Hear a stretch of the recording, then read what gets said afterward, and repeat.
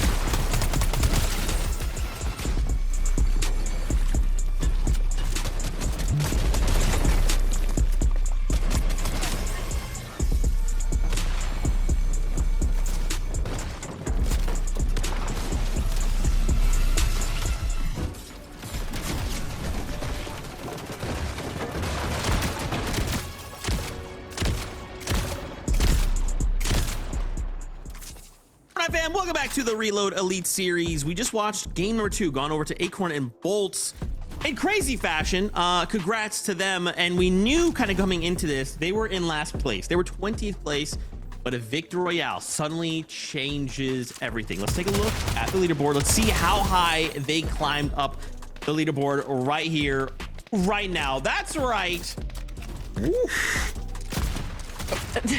That's right. They jumped up 14 spots, going up into 6th place. And Acorn and Bolts now showing, because we do want to clarify, they don't have the crown next to their name. And I know that seems wild because it's Acorn and Bolts. Of course, they've already made it to land. No, they have not. So being able to get that Victory Royale, jumping them up to 6th place is definitely the momentum that they want. And honestly, Vivid, while looking back on my notes, one thing that actually stood out to me was Bolt and Acorn launching up into the air around zone 8. And then the plays that they made after that. Typically, when we see these teams launch up into the air, they're kind of vying for high ground there, but they were just using that purely for observationals, and then they dropped down to low and kind of stuck there. They saw the chaos that was going for high ground, and Acorn, he's so smart and he's really quick with adapting, and I think that's actually what we got to see in that end game there. But speaking of watching some incredible plays, obviously Muzz and Spinks, they do have the crown, but they also still want to be at the top of our leaderboard, so jumping up 5 placements after that game, pretty good, Vivid.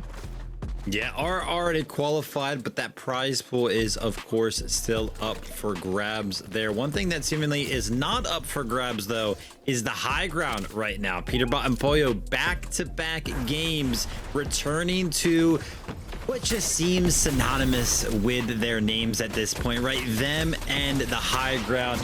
Obviously, it's going to be a rinse and repeat in terms of, you know, their approach to that. They did luck out. They did pick up another cube rifle here in game number 2. Unfortunately for them, though, a little bit lackluster in the category of finding those refreshes. As you can see right there, when we were actually in like top 6, top 5, whenever we were kind of tuning into them, it was 0 builds available. And yeah, they were able to kind of, you know, leech off of the rest of the lobbies, kind of run around on the cones on top and clutch up that 2nd place. But if they were kind of just playing a little bit more to pick up some of those refreshes, they would have had the builds to potentially go ahead and win back-to-back games there. But who's going to complain about a 1st place and a 2nd place when you have established a 42-point lead at the top of the leaderboard? Disgusting, just like the fact that Kale left me hanging. Let's take a look though. Shadow and Virgo, 2nd place, Vivid. This is big for the duo, right?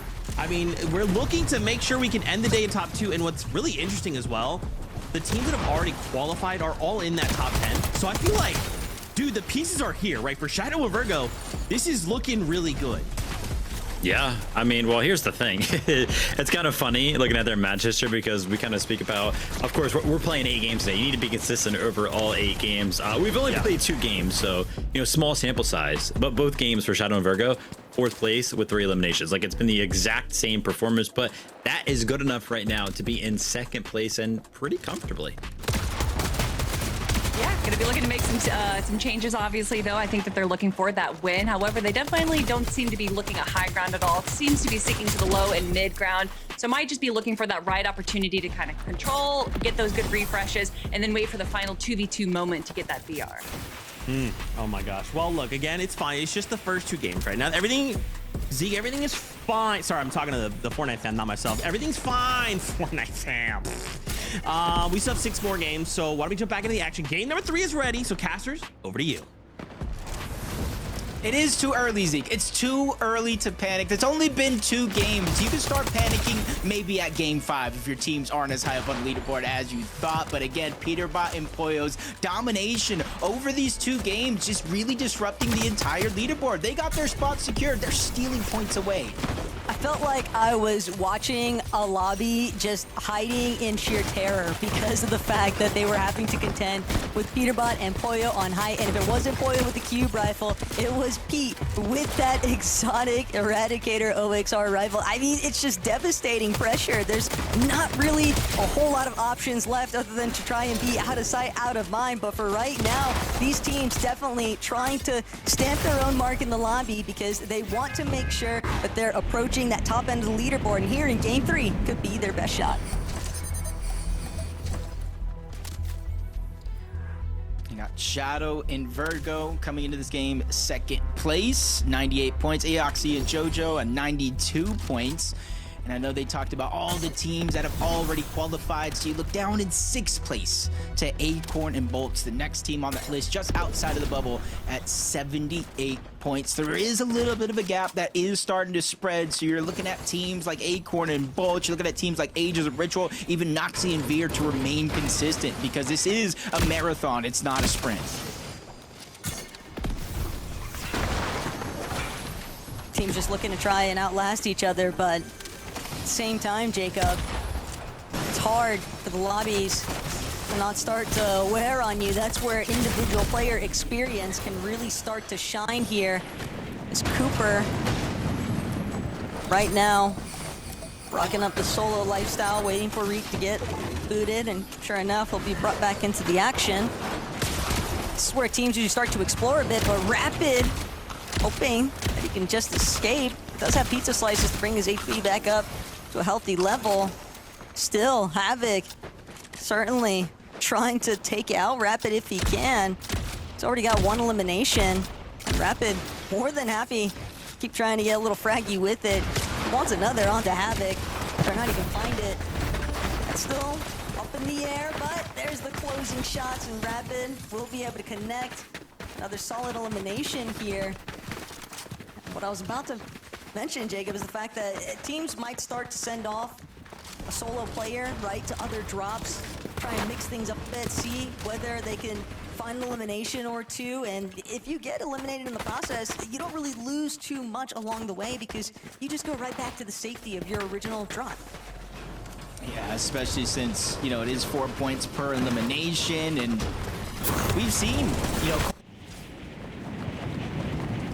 in games, even though they are consistently into the top 10, into the top 5, but it's more so their eliminations that is building them a gap between them and everybody else. Muzz and Sphinx, we saw 2 games of not uncontested, but, you know, splitting it. They're not really taking each other out or fighting early on. Muzz and Sphinx, I'm not sure if it's a play because of where they're at on the leaderboard, or maybe they just don't want to mess with Acorn and Bolts on their drop anymore. They do take the fight to them and start off with elimination, and now here goes Rapid again. We've already seen him going from spot to spot to spot, trying to get these eliminations, and now he's just hunting down freshly rebooted players out of the sky. It's crazy to think, though, Rapid and Muzz with the same sort of mentality, both just trying to chase down Bolts, and this is where you enter a vicious cycle if you're in Bolts' shoes here, because all he's trying to do, Jacob, is just make it back, be a participant, but the lobby, brutal as ever, refusing to give him any sort of slack here. Jojo now going to be the next member up. It's like we're watching a bunch of different players just heading up the bat, and poor Bolts, they are just non-stop hitting home runs on this guy. It's an unfortunate circumstance, yeah. I bet you Allier is watching this somewhere, smiling ear to ear. Finally, somebody else knows how it feels.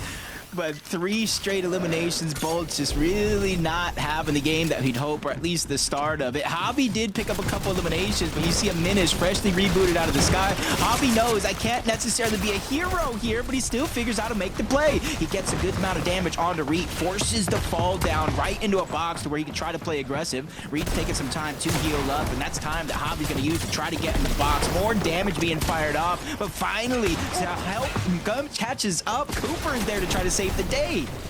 Oh, but Hobby, he had Reed running there for a moment. A great backup play, though, from Cooper to assure Reed, prevent him from actually being eliminated and becoming one of those members that just gets so targeted off the reboots. But, man, Hobby, looking, he was moving kind of different there for a second. He's been a name for himself, that's for sure.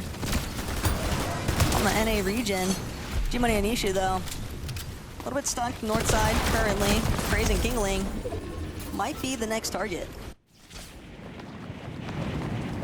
G-Money's one elimination is on King or Craze. Don't really remember who on the feed, but you see that King and Craze were contesting Clicks and Higgs. Instead of finding them out of the gate, they're going elsewhere for loot, but so are G-Money and Ishu, and that's why they're clashing each and every one of these games. So interesting if Craze and King choose to fight their actual POI this time around, or maybe they just take a different approach towards the outside. But Rapid getting that elimination onto a Minish. It's a Minish and Hobby just tagging each other in and out, in and out. It's your turn to survive. No, it's your turn to survive. And sometimes that's just the name of the game. And that's why I think we all kind of mention the mental composure that these players have to go through. Cooper and Reed, though. Yet another little skirmish starting to unfold here between themselves, but they think better of it. They've already got 2 eliminations, and they want to reserve as much of their white heals as they can. Don't want to burn through everything unnecessarily. And this is where time to elimination also becomes a pretty big factor here, Jacob, because you don't want to be third-partied. The lobby starting to get a bit impatient with waiting just for those players that are rebooting nonstop. They also want to just see if they can tackle other duos that just get a little bit too distracted looking up into the sky, and then always got to make sure that you're aware of your surroundings because somebody might be lurking. And this is where we're getting to the stage of the game where those types of alerts can be really, really devastating, because even though reboots still need about 3 zones to turn off, we've already seen, you know, a Minish, Bolt, and so many others struggle to even touch down after initially getting eliminated and getting put on the cycle. Again, a Minish getting cleaned up by Rapid. That's 6 eliminations for Rapid and Cold, and now Javi's there. Javi needs to stay alive a certain amount of time here so that we can try to get a Minish back in the game. Javi's just one more shot away from going down. He gets fully eliminated, wiped out of this game. Rapid and Cold, their fun has come to an end, but at least they got something to show for it. Now they got 21 elimination points to show for it. Excuse me, my math might even be wrong on that one. That's a little bit of the heavy side sticking out possibly, but still, 7 eliminations, Jacob. That is right. A gross amount. Hey, look, it's been we've been going, you know, E to NA, a little bit of cube rifling in between, but Virgo, Shadow, one thing's for sure, they're in a pretty solid spot right now on the leaderboard, and they definitely want to try and maintain it. If not, catching up to Pete and Pollo is not going to be easy when they're already at 140 points. And Shadow and Virgo is one of those teams that they can get aggressive. They can fight with the best of them, but they usually do try to take at least a little bit of a calculated approach to the game, you know, play towards the zone, get their surge, and kind of build it up one step out another. And then it's nice to see them stay within contention, so that way they don't have to make any desperate moves so far at any stage in this game. Let's jump on board Ritual Agers, their 3rd elimination here, looking down, just trying to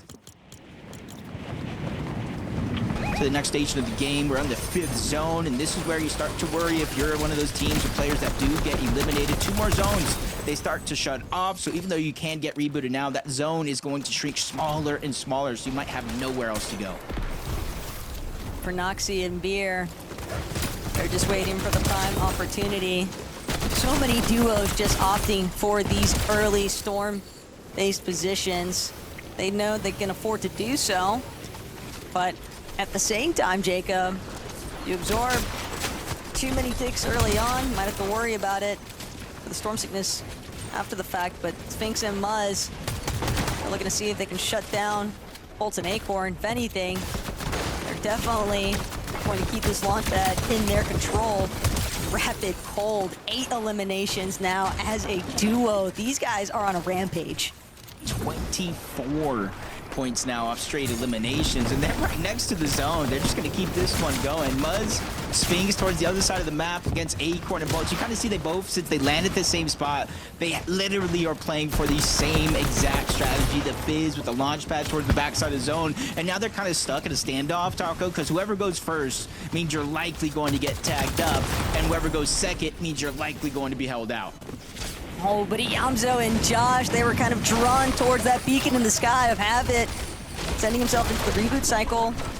And it actually causes for Cold and Rapid come to a little bit of a pause here. Maybe they even spotted out the fact that Ruins is under a lot of duress right now. The lobby kind of locking in on his position to make things a little bit difficult, but it might also be the 9th elimination there for Cold and Rapid.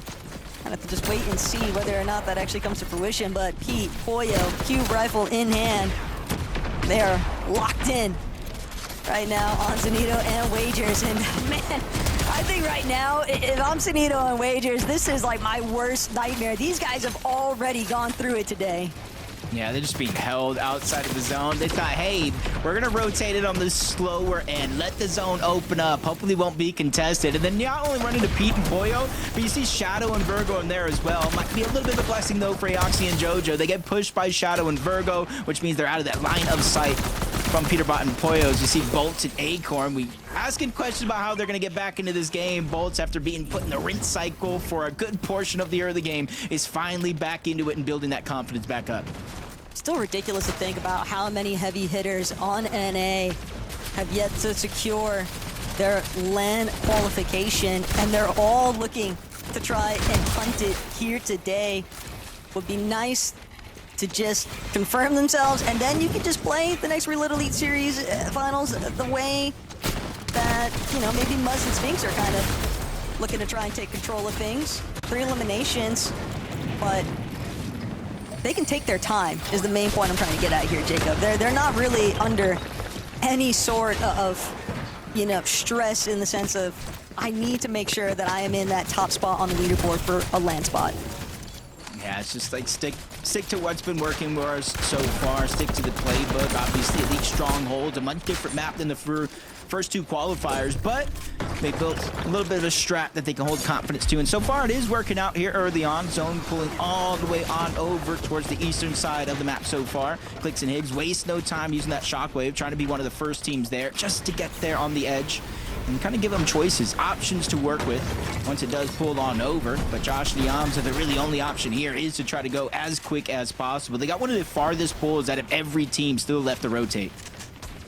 At least have those overdrive grenades to work with, but with Sunita and Wagers on the other side, where they're currently boxed, can make things a little bit more complicated, so they'll opt for the Flowberry Fizz option instead. Try and catapult themselves a little bit further and higher up overhead. Still a dangerous position to be in, though, because one more time, friendly reminder, duos that are just already boxed inside of the zone, if they look back and if one of them happens to have that cube rifle, a devastating effect here is Yamzo nearly brought down, but just narrowly managing to avoid that detonation. Yeah, quickly slides right past it. Didn't even notice that his life flashed right before his very eyes as they set their sights onto Cooper. That's only going to be a knock for now, but they see the pressure that Reek and Cooper are going through. Cube rifle explosions everywhere, spray coming from the other side, and a whole nother team knocking on that door. That means that's going to be an easy cleanup and no chance for Cooper to get back in the game. Reboots have officially turned off. So now he's going to be left as a solo, and as of now, Taco is the only solo left in his hand. How many points will he be able to build up? Maybe the eliminations might be a little bit more appealing to go for, as opposed to just outright placement positions. Clix and Higgs, though, headed for a frontside position. A little bit separated from where the rest of those frontside teams are currently boxed up, but looking back, fully aware of the fact that teams that are still on that mountain face starting to make their way in. Acorn getting beamed on the crossover, but he still managed to actually make it in. That's the important part. A lot of hustle, though, on display here as Josh and Yamzo. They're going to be on ultimate low. Pete and Pollo, ultimate high, just waiting. Yeah, we've literally seen this almost every single game out of Pete and Pollo, just using the Fizz, using that launch pad, so that way they get past the 8 zone, they get past the 9th zone, so they don't have to go through what every other team is. Players accidentally bursting into the boxes, maybe down on materials, need that elimination. And see, even though Clix and Higgs shockwave from one side to the other, immediately they're forced to go down one of those layers because of a team right above, Muzz and Sphinx. They're not necessarily feeling the pressure here, but you see a Prieta getting ready. They're ready to put that pressure down. And Rapid's the ones that could feel a world of pain, leaving Cold by himself. And now it's Cold and Reek. Only 2 duos, or solos, I should say, left in this game. But Cold, what's he going to be able to actually put together here as a solo and an incredibly thin material count here? High ground starting to try and get a little bit more sorted out, but Agers and Ritual will take their time. Just holding down frontside position currently. Bolts, Acorn, same mentality, just looking back, trying to set up a pre-edit, making sure to open things up. Want to keep things moving forward here off the overdrive. Virgo, Shadow. No luck so far, but gonna drop down, make sure to connect. Still have a pretty good hold on height. Just gotta be careful. I don't know where he was at, but I saw Pete floating down slowly out of that sky. Muzz, Sphinx, they get sent right back to the lobby. Ritual Aoxy getting credit for those eliminations as Bolt's run come to an end here, leaving Acorn as a solo. And you can see he really only has 5 builds left. He's trying to stay near the body so that way he can get all of those siphon mats or as much of the material as possible. But he's actually gonna go for the revive. They have the pizzas. They have enough to get HP up for Bolt to put him into fighting shape. But they're on the backside of the zone without any build. Bolt is gonna go down yet again. Acorn sliding around, trying to land the elimination shot, but Wagers absolutely turns and burns them both down. That was a disgusting little wiggle path coming out of Wagers here. Still, he loses Sunito along the way. Peterbot now going to make his descent, but the build's just getting obliterated, and Pete forced to drop yet again. Still, he'll try to make his way back up towards height. He wants firm control of this high ground. He's got Pollo looking to back him up. A couple of pizza slices there too, but Kingling and Craze, they're going to be the primary duo right now, looking to sort things out. And Pete, Pollo having to deal with cube rifles of despair and duos in general directly underneath them. They need to find some openings here, but first it's going to be Shadow trying to see if he can take out Click. Still, pump shot, not going to be enough for the overall knock. And he needs that siphon. He needs a refresh. Yeah, he needs to stay alive here. Not even half of the placement points have set in just yet, and we know that we're lacking in that elimination category, so you cannot go down. Craze is going to fall. Ozone gets taken out. Peterbot and Pollo again wreaking havoc on the lobby with that cube rifle from up above. But you see they have empty item slots, almost no way down safely. Oxy and JoJo floating through the bottom side of the map. Josh and Yamzo just one layer shorter. They find elimination onto Agers. Those materials, well, it might not be plentiful, it's enough to keep them looking strong. And the main thing is the more materials you have, the longer you can. And Nation just breaking all sorts of builds. Kingling has fallen. Wagers still keeping the ball rolling here. 6 eliminations is insanity as a solo, but JoJo, Aoxy, they might be the ones to shut him down. A duo. Have they scouted out this solo lingering just up ahead? They're both going to look to challenge him one at a time, though, and that's going to be Clicks and Higgs just picking up the aftermath. A really nice collapse there.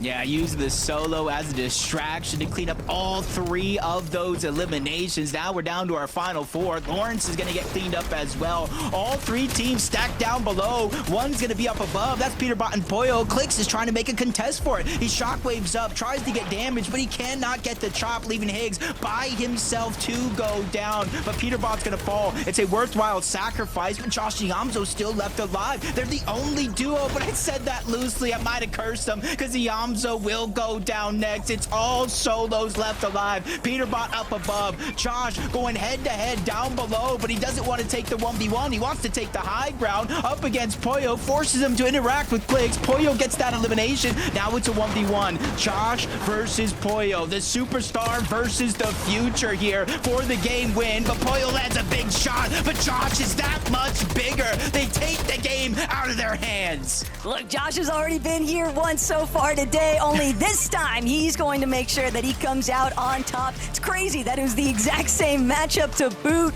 Pete and Pollo, they find another second place finish, but Yamzo and Josh with the victory royale. That's going to be the exact kind of points that they need to surge up that leaderboard. And not only that, but plenty more action still to come. Right, Des? Why do we keep coming down to these 1v1 situations where I'm like, oh, what? Wait, no, wait. You know, like, this is so crazy. And I love that Jacob calls out, like, this king versus the future. That's such a crazy call, Jacob. You're such a legend. Man, Josh and Yamzo. And keep in mind, they already have a spot, right? They've already qualified. They're good to go, but they're just like, hey, listen, that's not good enough. We want to continue fighting. We want to continue to show, hey, when it comes to that final situation where we're on land, we're all together. If you're gonna try and contest us, it's gonna be a bad time for you. So I love seeing them come out like this. And again, to just be put in that solo situation, Kelly, man, props to Josh.